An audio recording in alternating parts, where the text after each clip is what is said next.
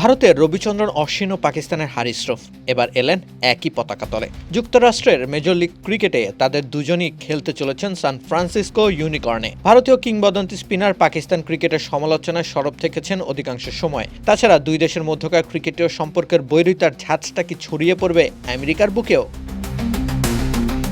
2026 মৌসুমের জন্য অশ্বিনকে সরাসরি চুক্তিবদ্ধ করেছে সান ফ্রান্সিসকো। এর আগে রিটেন করা 5 বিদেশি খেলোয়াড়দের মধ্যে হারিস শ্রফকেও নিজেদের ডেরায় রেখে দিয়েছিল দলটি। এবার তাই ভারত পাকিস্তানের সম্মিলিত বোলিং আক্রমণ পেতে চলেছে ইউনিকর্ন। বৈরিতা ছাপিয়ে নিজের প্রথম বৈদেশিক টুর্নামেন্টটা নিশ্চয়ই উপভোগী করতে চাইবেন রবিচন্দ্রন অশ্বিন। 2024 সালে আন্তর্জাতিক ক্রিকেট থেকে অবসর নিয়েছিলেন অশ্বিন। এরপর ইন্ডিয়ান প্রিমিয়ার লিগ থেকেও অবসর নেন 2025 সালের আসর শেষে। স্বাভাবিকভাবেই তার আর কোনো বিধিনিষেধ নেই ভারতের বাইরে ফ্রাঞ্চাইজি টুর্নামেন্ট খেলার ক্ষেত্রে। সেই ধারাবাহিকতায় অস্ট্রেলিয়ার বিগ ব্যাশের দল সিডনি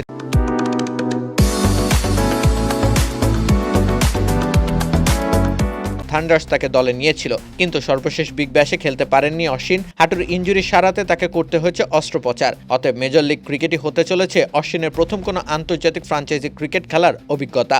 এজন্য তিনি বেশ উচ্ছ্বসিত বটে। নিজের উচ্ছ্বাস প্রকাশ করে অশ্বিন বলেন, বাচ্চাদের মধ্যে আর আমেরিকায় এসে স্থায়ী হওয়া অনেক মানুষের মধ্যে খেলাটার প্রতি যে দারুণ আগ্রহ তৈরি হয়েছে, সেটা দেখে আমি নিজে এসে অনুভব করতে চেয়েছি আমরা যখন এমএলসিতে মাঠে নামবো তখন পুরো ব্যাপারটা আসলে কেমন দাঁড়ায়। রাকিব হোসেন রুম্মান, খেলা ৭১।